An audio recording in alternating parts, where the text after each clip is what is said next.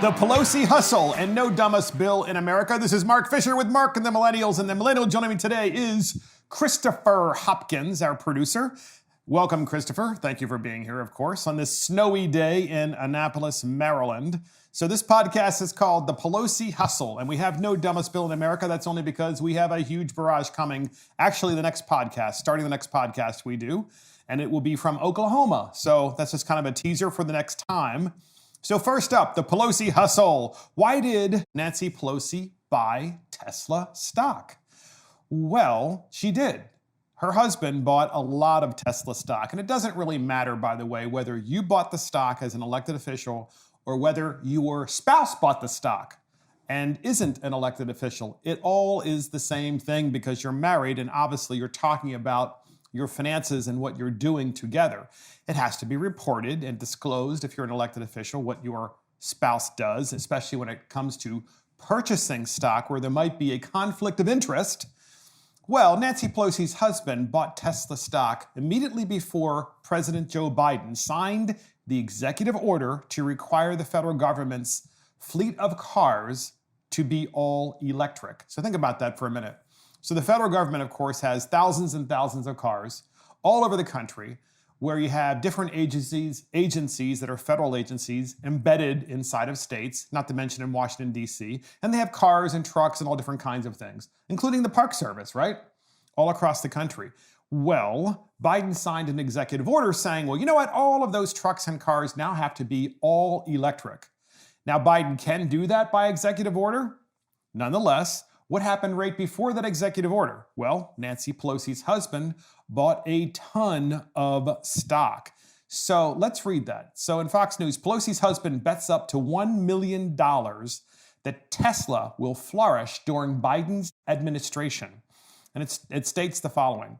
House Speaker Nancy Pelosi, her husband, placed a bet of up to $1 million on the future of Tesla under the Biden administration, which is expected to provide incentives to purchase more environmentally friendly electric vehicles. Pelosi, as Speaker of the House, likely has insights into Biden's plans for the industry, which are expected to include tax credits and other incentives to promote the shift away from traditional automobiles.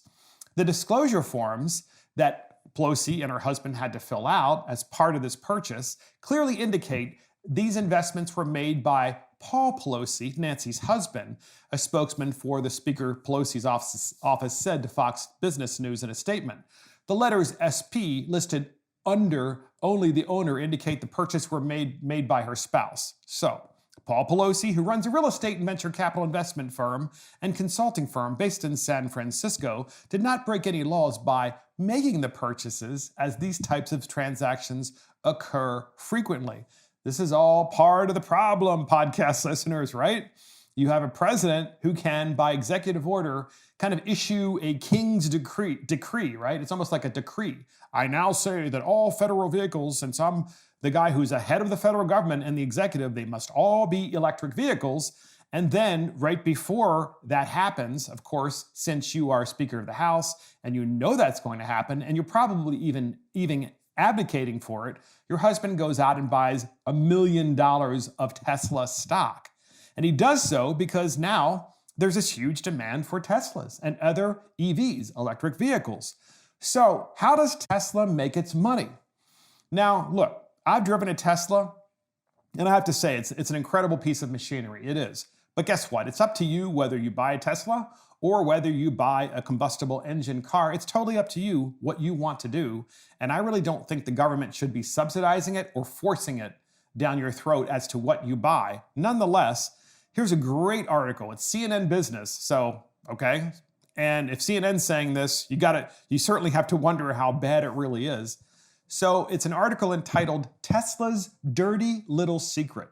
Its net profit doesn't come from selling cars. What? So listen to this, podcast listeners. Tesla posted its first full year of net income in 2020, just last year, not because of sales of Teslas. 11 states in the United States require automakers to sell a certain percentage of electric vehicles or zero emissions vehicles by 2025. If they can't, the automakers have to buy regulatory credits from another automaker that actually is selling those kinds of vehicles, such as Tesla, which exclusively sells electric cars. It's a lucrative business for Tesla, bringing in $3.3 billion over the course of the last 5 years to Tesla, nearly half of that in 2020 alone, which is why Tesla made a profit last year. The $1.6 billion in regulatory credits it received last year far outweighed Tesla's net income of $721 million, meaning Tesla would have otherwise posted a net loss in 2020. So in other words, the government, as a result of making General Motors, as an example, or Ford, purchase these credits from Tesla, which is selling these electric vehicles, in other words, paying Tesla money for building vehicles that General Motors and Ford aren't willing to buy and sell in large scale. Because they were doing that, Tesla is making money. So Tesla really, it's not because Tesla's this great car company that's making money, it's because Tesla actually receives money from other car companies that aren't building electric cars. To prove my point, here's the Hill newspaper and a clip from them on YouTube talking about this exact transaction. Listen up. Some lawmakers looking a little bit more like money makers these days than we did there. Senator Dianne Feinstein didn't report her husband's stock purchase in a timely manner, says that she is willing to pay a fine over that failure.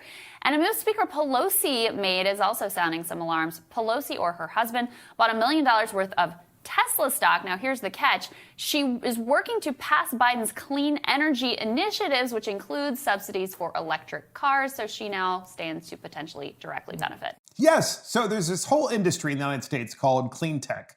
And clean tech, the idea is that you get the government, the United States government, and you also get state governments to put massive incentives, tax incentives and regulatory credits and other kinds of incentives to encourage others to buy from your clean tech company. And one such clean tech company, of course, is Tesla. And so Pelosi is going to push through the Biden agenda to be able to do what?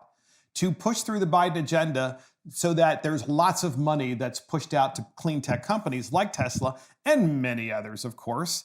So her husband, by the way, also bought stocks, by the way. Her husband also bought stocks in Disney. So why Disney? Well, I have a theory on that because Disney's former CEO, Bob Iger, might actually be the ambassador to China. So if you have Bob Iger in the Biden administration, one would think that, maybe Biden's going to be a lot more welcoming of China and with trade and certainly with Disney and being more sharing and helping out. And certainly Bob Iger, of course, is going to have direct access to Chairman Xi in China if he's ambassador to China, in which case, what do you think he's going to do? Is he going to just advocate for the United States of America?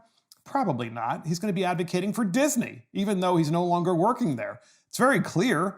And then you have to ask yourself the question, well, how much Disney stock does Bob Iger still own when he goes over to China? I mean, these are really good questions, right?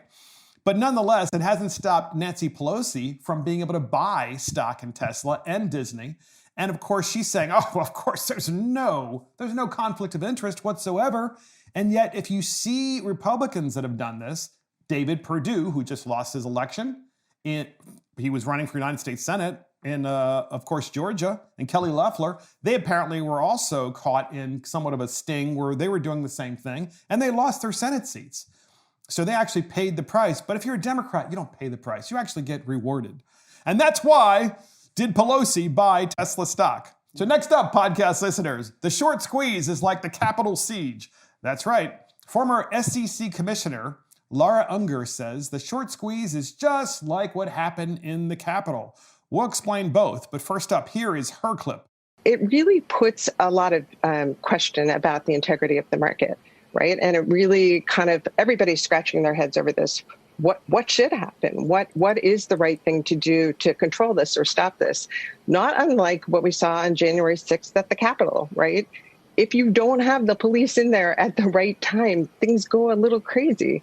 And that's kind of feels like what's happening with this. Much different, much lesser degree. It's financial harm, not personal bodily harm. But certainly that's the same kind of, platform created frenzy that people are operating under. And these are very trying times. Funny how she doesn't say that about the hedge funds. She says that about all of the Reddit users who, of course, engaged in the short squeeze. So who is Laura Unger? Unger joined the CIT board, it's a bank board, in January of 2010 and also serves as board member for CIT Bank. She served as commissioner of the Securities and Exchange Commission, SEC, from November 97 to February of 2002, including an acting chairperson of the SEC from August 2001. Subsequently, she served as a regulatory expert for cable business news channel CNBC before being appointed to the SEC. Unger served as counsel to the United States Senate Committee on Banking, Housing, and Urban Affairs. The point is, she knows what she's talking about, and she should know better. But nonetheless, what did she say? Oh, she said, well, it's just like 9/11, what the Reddit guys did, meaning that the Reddit guys went out and they bought, of course, stock in GameStop. And what did they do? They made a lot of money, and they engaged in the short squeeze in doing so and really put the screws to the hedge funds, which is hysterical. But according to her, Laura Unger, what they did was the equivalent of 9/11. Oh my gosh, because the hedge funds actually had to borrow money to stay solvent. I mean, it's hysterically funny. And what else did this rot? What did the Reddit guys also do? Well, you have to listen to this. So the Reddit guys used Robinhood as their app and as their platform to be able to buy all the stocks. So they used Robinhood, they bought the stocks, and they drove up the value of the stock. Well, Google has deleted thousands of negative Robinhood app reviews because after the short squeeze, Robinhood decided that, you know what, all of you guys out there who are using our app, we're going to not allow you to buy any more stock like this, like GameStop, because if you do, that's going to actually hurt the hedge funds, which are really our customers, not you. So Google deleted thousands of the negative Robinhood app reviews. And this is in CNN. It says, get this, Google appeared to remove nearly 100,000 negative reviews for the Robinhood app after outraged investors bombarded the stock trading startup with complaints. Amateur traders urged each other online to leave negative reviews for the app in the Google Play Store after Robinhood froze trading on shares of GameStop and other stocks whose prices have exploded this week. The campaign appeared to work. Robinhood's Android app had a 1-star rating based on nearly 275,000 reviews on Thursday, according to a screenshot captured by 9 to 5 Google. But that number had fallen to just over 176,000 by midday Friday, as Google apparently purged the bad reviews, bringing Robinhood's rating back up to nearly 4 stars. Google said it removes reviews under policies that prohibit users from manipulating an app's average star rating. The tech titan says it has long-standing systems in place to detect abuse of the review system, including reviews that are coordinated or inorganic, regardless of their content. Can you imagine Google saying, well, it's inorganic? I mean, this is a company that writes algorithms to be able to tell you, and you get to see what they want you to see. And they're saying, well, we want it to be organic. There's nothing organic about what Google does. But nonetheless, they decided to delete hundreds of thousands of negative reviews of Robinhood, which is really corrupt. And I'm not really sure I completely and fully understand why they think they can get away with that. But other than the fact that, of course, they're a monopoly themselves, where else are you going to go? But this does bring up the issue is, what is it about controlling speech that seems to be working its way into our democracy, right? And that's really kind of the issue here. You have to wonder who's really in charge. Are the hedge funds in charge? Or is it the little guy that's in charge? Are the millennials in charge or are the hedge funds in charge? Is Google in charge of what you get to read or see or believe? Or are we the people in charge? And we've talked about this many times. But nonetheless, this is going to continue. It's not going to stop. And what I think is hysterical is millennials, of all people, are this huge generation, their generational segment in our country, this huge generation that is challenging the status quo. And I love it. I love it. There is hope for our country if they keep doing that. And that is, of course, the good old short squeeze is like the Capitol siege. So next up, podcast listeners, Brian Stelter of CNN says he's told, actually, he should book more conservatives on his show. So Brian Stelter says and is told that he should book more conservatives on his show. So CNN's long-serving executive, Rick Davis, he's a long-serving executive there. He's now retiring. So Rick Davis has been there for, I think, 40 years or thereabouts. And he's the executive vice president of Standards and Practices at CNN. What is that? Standards and Practices. So Rick Davis, he speaks with Brian Stelter on the air to discuss his 40 years in cable news and at CNN. And Rick Davis has been there since Reliable Source, which is, of course, the show that Brian Stelter hosts on CNN. He's been there since that show started. Rick Davis has. Obviously, Brian Stelter hasn't. He's considerably younger. So Stelter is interviewing Davis to try to get some wisdom about, why CNN is so, successful and so forth. Well, first off, here is Davis talking to Brian Stelter about his history at CNN. We have multiple clips on this, and here is the first. The triad really is a combination of our colleagues on the row, which are senior editors, veteran journalists who've been working in the business for a long time, the legal department, and standards. And frankly, we triple team these tough stories and challenge our colleagues to make sure what they're doing is accurate. What have they left out? What do they need to go back and check out? Have they been fair to the other side? And that's really what's, CNN's main asset is its credibility and its trust. And I think certainly the way the audiences have come to us on television and digital, particularly in the last year, particularly in the last quarter, particularly in the last month, shows that they trust these three red letters to deliver news that's accurate. So that is Mr. Davis, Rick Davis, who's retiring at CNN. That is him giving his view of CNN. CNN is trusted. It's reliable, especially that Reliable Source program of Brian Stelter. And that's why more and more people are coming to CNN.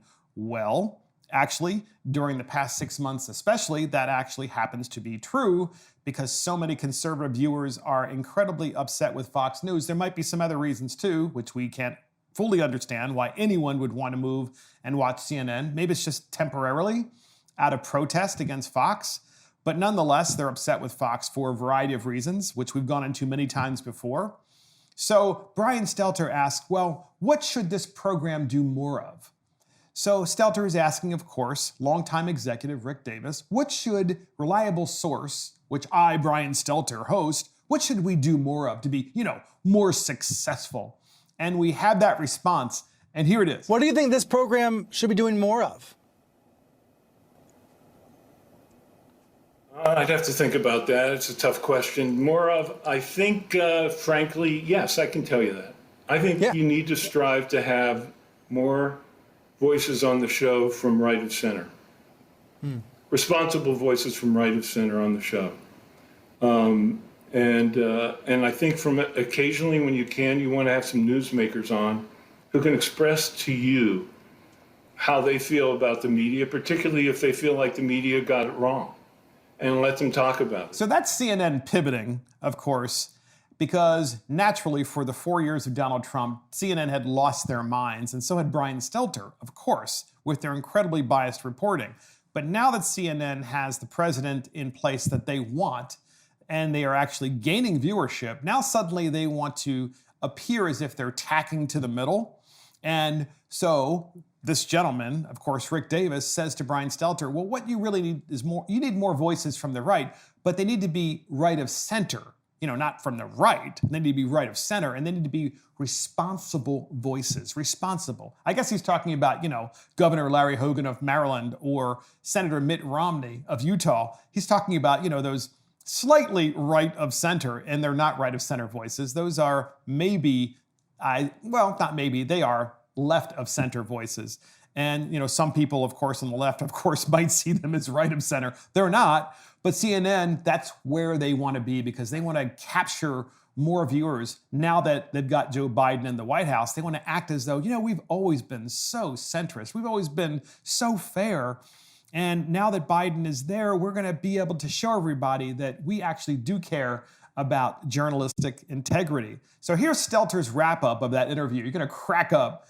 We have a clip on it, and here it is. And Rick will keep on giving through several scholarships he is endowed and a new fellowship in journalism established by CNN at UMD. Rick's team stays in place, and Calvin Sims takes over tomorrow, keeping CNN's standards high. Thank you, Rick, for making us a reliable source. Keeping the standards high at CNN.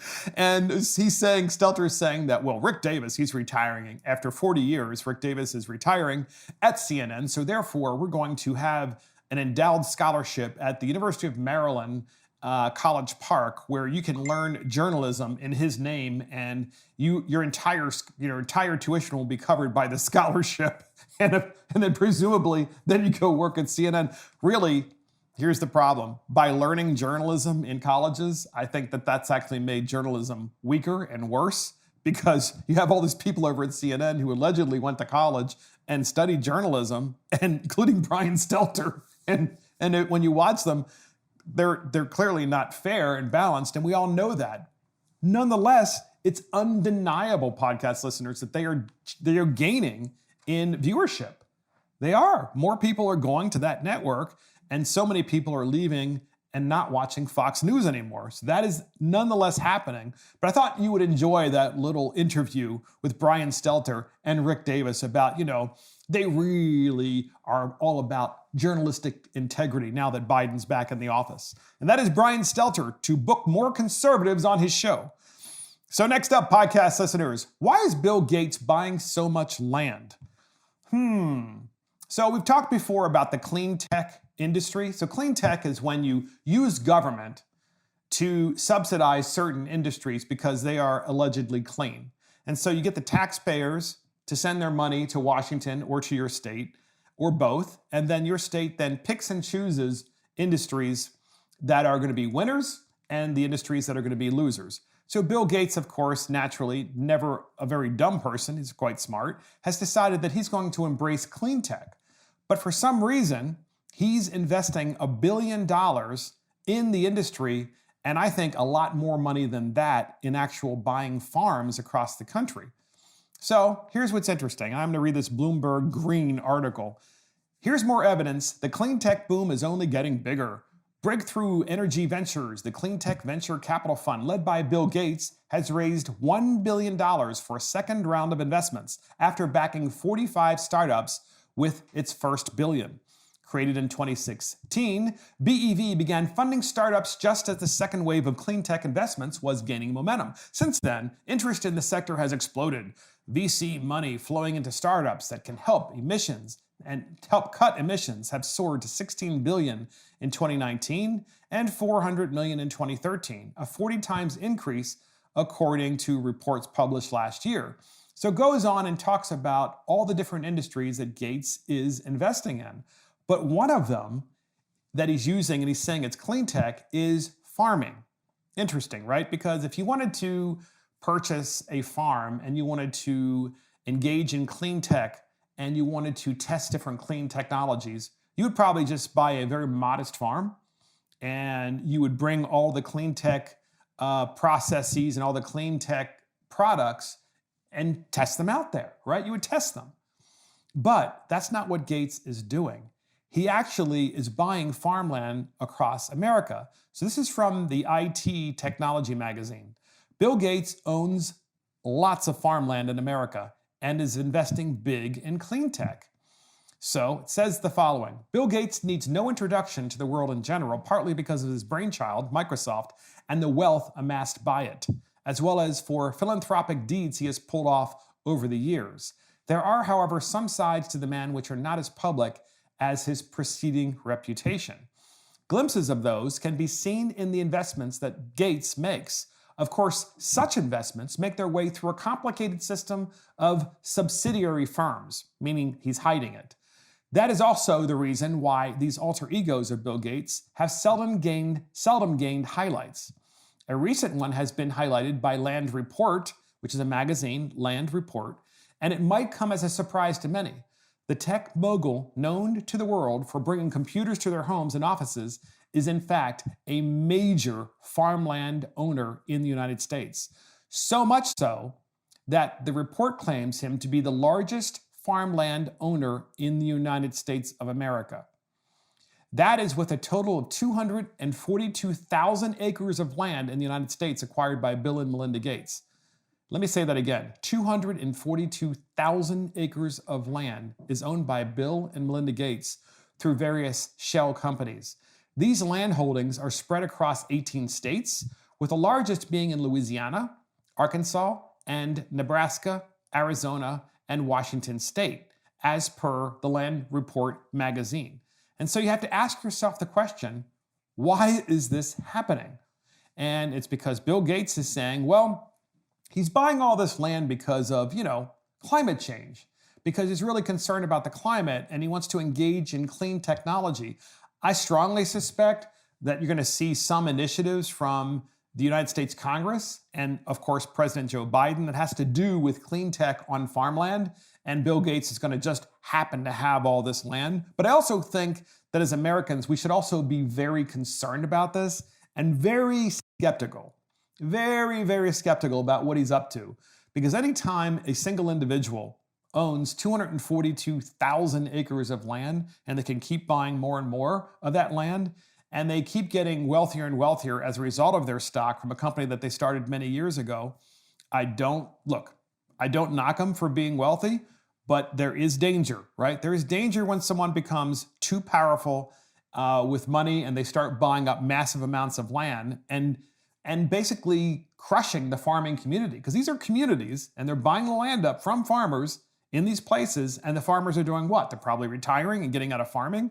And I'm not really sure that's good for the country when you have a mega landowner consolidating so many farms and then maybe controlling the food supply. Not a good look. So we're going to keep watching that. We're going to report to you more in the future about that particular issue. And that is why is Bill Gates buying so much land? We're actually not sure. So next up, podcast listeners, Beto for Texas governor? That's right. Beto O'Rourke might run for Texas governor. So Beto, so far, let's count.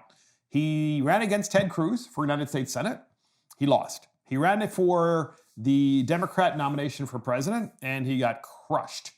But that didn't stop him from saying something really, really stupid in that particular campaign. We have that clip, and here it is. Hell yes, we're going to take your AR-15, your AK-47. We're not going to allow it to be used against our fellow Americans anymore. So, classic Beto O'Rourke. So do you think if Beto were to run for Texas governor, which he's really considering doing, that clip isn't going to come up again and again in Texas and haunt him? I mean, I hope the Democrats nominate him in Texas, because if that's the best they can do, they have no chance of winning the gubernatorial race in Texas. So here's what it says. This is from a Texas news station. Former U.S. Congressman and former candidate for Senate and President, Beto O'Rourke is possibly looking at running for office again in the near future, according to the El Paso Times. O'Rourke might run for governor of Texas in 2022. O'Rourke was asked about his political future while being interviewed at KLAQ's Buzz Adams. The two also discussed Senator Ted Cruz and former President Donald Trump.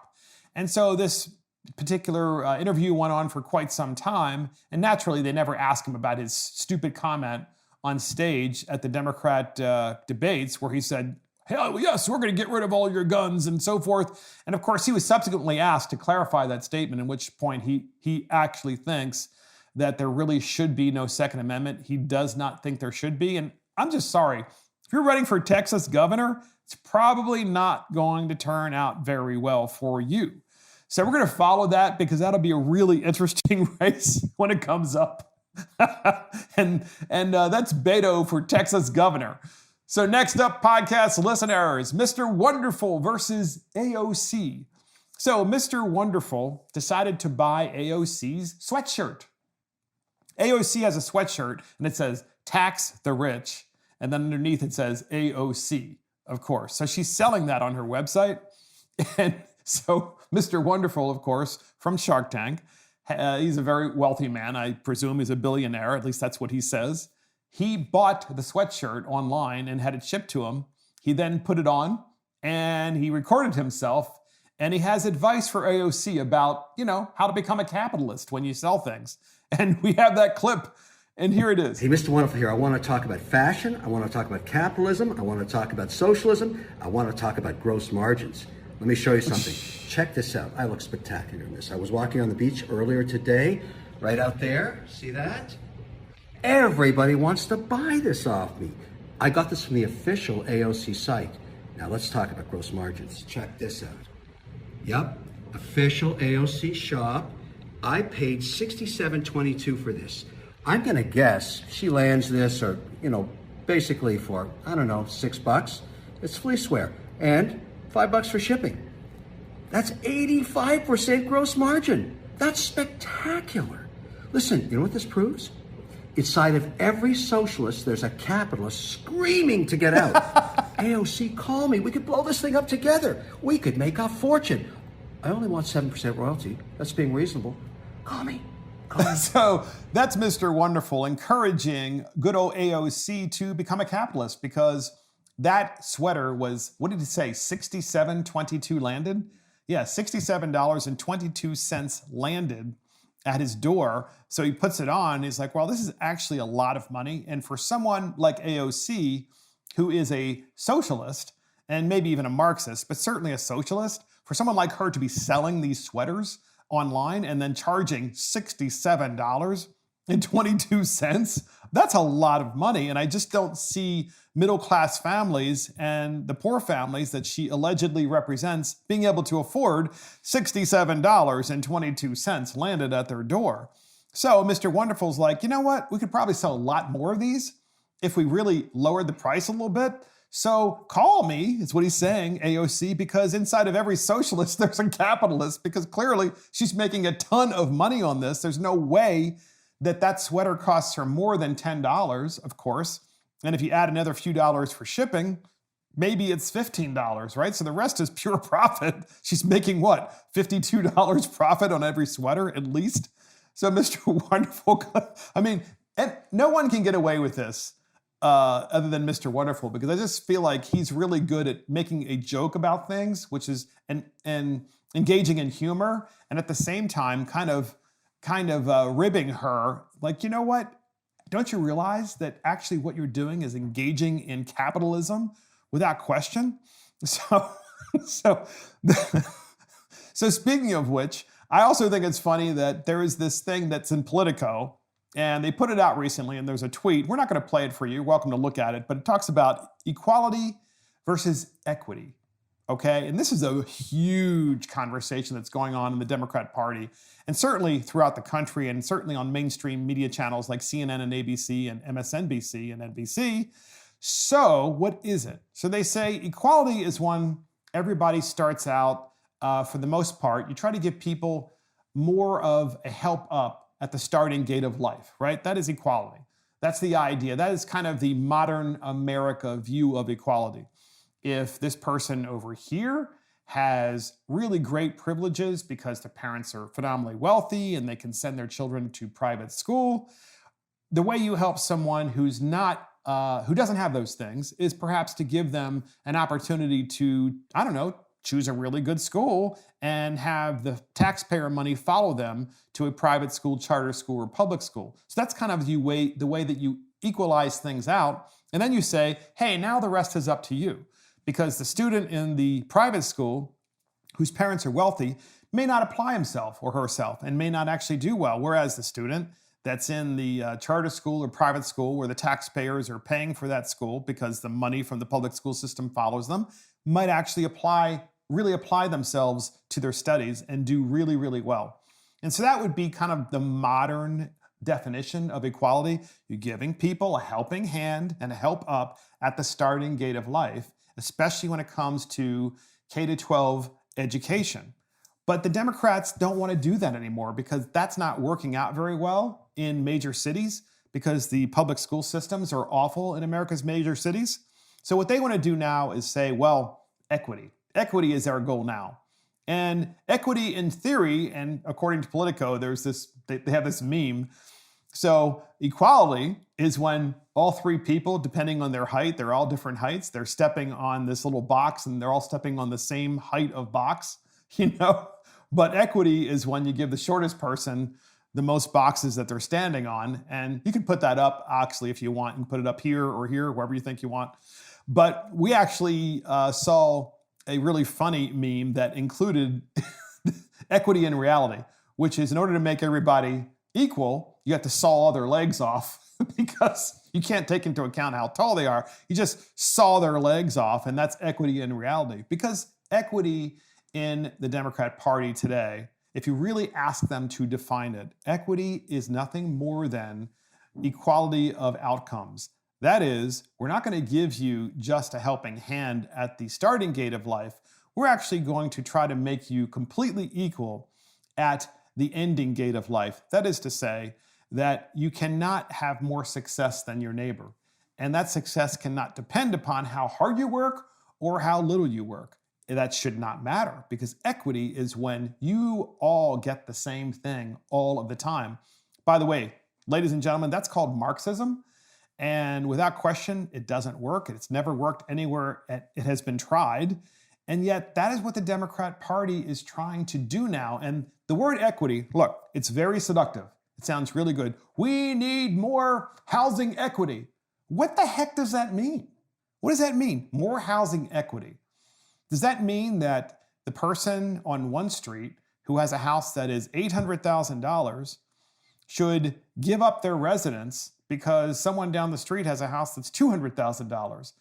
Do we ever account for the fact that the person who has the $800,000 house actually had to pay for it, and they had to work for it? And by the way, they also have to work to keep it, because you still have to pay taxes, you have a mortgage, you have the maintenance. I'm sure the $800,000 house to maintain is a lot more expensive and has higher property taxes than the $200,000 house. But in the Democrat definition of equity, housing equity means, in my opinion, and in their opinion, if you really listen to them, means it's not fair that the person with the large house has that house versus the person with the small house. And they're also saying, well, that's in part because the person with the large house probably is in a really good public school district, whereas the person with the small house is in a really bad public school district. Well, that's why we always advocate giving people a helping hand at the starting gate of life by doing what? By giving them school vouchers, of course, giving them an opportunity, have the money follow them so that they can choose the school they want to go to no matter where they live. That is the right way to handle things. But we're going to hear this argument. We're going to hear this argument across the country, in certain states, but also at the national level. Housing equity. Think of another equity area. Let me see. Income equity or income equality. Why not car equity? Why not spouse equity? That person over there has a really good-looking wife. That's not fair. We should have spousal equity. I mean, you name it, it's not really politically correct, but yet to say all these things, but they're going down this really scary rabbit hole, the Democrats are, and it's all about socialism. And they're using the term equity to inject a little bit of race into it, right? Because they're saying, well, equity means that there aren't enough people that have what you have, so we need more equity. We don't need more opportunity, where we hold people accountable for their actions once we give them more opportunity at the starting gate of life. We don't need that. We need more equalization at the end of life, irrespective of how much work anyone has put in throughout their life to get to where they are. And that's just ridiculous. It doesn't work. It doesn't make any sense. It's not going to work. And it's really antithetical to the American experience, and everybody knows it. And that, of course, is Mr. Wonderful versus AOC. We can only hope that AOC learns this from the selling of her sweatshirt. So next up, podcast listeners, we have a kind of a funny story, but also a scary story. It is this. So if you've had a coronavirus test, you know it's probably, especially the early tests, they weren't very fun, were they? They weren't very fun. Chris says they weren't fun. I thought it was really not a fun experience at all because they stuck this swab all the way up here, like it almost felt like it was hitting your eye. And then they did the same thing to the other nostril. And then they turned it and just kept moving it around. And then finally, of course, by the time the swab was taken out of one nostril and then put in the other, you just have tears running down your face. And of course, what you want to do is choke while they're doing that. And then, of course, they put the swab down your throat, and just like a strep throat test. And that was the original early tests. I haven't had a test recently for coronavirus. I don't know, but my understanding is they've gotten a little better and less extreme, which is a good thing, okay? Less extreme COVID testing is a good thing. However, in China, guess what? Well, they have a different kind of tests. So, Forbes magazine, China deploys anal swab tests to detect high risk of COVID-19 cases. China deploys anal swab tests to detect high risk COVID-19 cases. And the story reads, as Chinese authorities struggle to contain rising COVID-19 infections ahead of the Lunar New Year celebrations, Beijing has introduced anal swabs as a new type of coronavirus test that could detect the virus more accurately. State-run channel CCTV reported that the tests are reserved for high-risk cases, although there does not appear to be a coordinated policy for them, with reports of surprise tests for some individuals. With reports of surprise tests for some individuals. I guess that's from contact tracing, emphasis on contact. This includes passengers arriving in Beijing, residents of quarantine centers, and according to local officials, a group of more than 1,000 school children and teachers believed to be exposed to the virus. So they gave them a quick test that was a surprise test. The test involves inserting a cotton-tipped swab about 1 to 2 inches into the rectum, which will then be tested for the virus. Anal swab tests could be more accurate than those of throat tests, said Li Tongzheng, deputy director of the Respiratory and Infectious Diseases Department at Beijing Yuan Hospital, in an interview with state media. Li said studies show that the virus lasts longer in the anus or excrement than in the respiratory tract, and that an anal test could be better at identifying the disease in mild or asymptomatic cases. Forbes has reached out to China's health agency for more details on the new test's rollout, an approach that the US CDC and FDA to see whether they should have plans to introduce anal swab tests as well. I sure hope not. So I'm going to stop the article there, but you can imagine it just goes on with some details that you just may not want to hear. But here's my thought process on this. So today, of course, and in the early stages of COVID in the United States in 2020, you had to do drive-in tests. And even today, drive-in tests are the preferred method. It makes perfect sense, right? You wind your window down and they conduct the test. The tests today aren't as invasive as they were at the beginning of 2020, which is a good thing. But you drove up in your car, you put the window down, they tested you, and you drove off. So I'm wondering what a drive-by anal test would work out to be. I'm not really sure, but it's probably not a good idea to do that here. And that's China deploys anal swab tests. And that's it for Mark and the Millennials. This is Mark Fisher. I want to thank you for listening to Mark and the Millennials. A special thank you to our producer, Christopher Hopkins. Check us out on iTunes, Spotify, YouTube, Facebook, Twitter, Parler, Rumble, and our website. See you next time.